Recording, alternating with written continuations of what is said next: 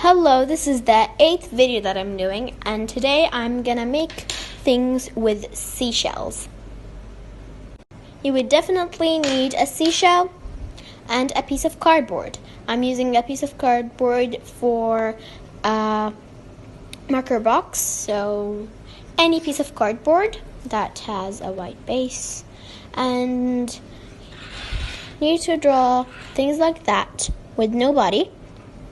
And then you collect seashells and like maybe this one, place it like this with maybe put it here because I think like that.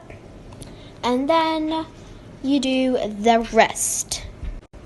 And here we have it all.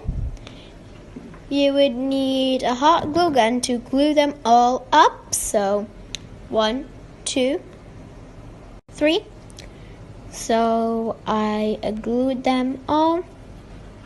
Now we will have its little stand done. You would just need a cup and take it, stick it to the back. So I stuck it and left a little piece right here so this part doesn't show here. And you got it. It's so cute. You can place it in your room, anywhere. Oops.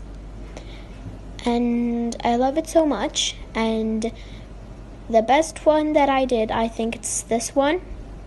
This one are the best 3. This one is the weirdest. So, bye!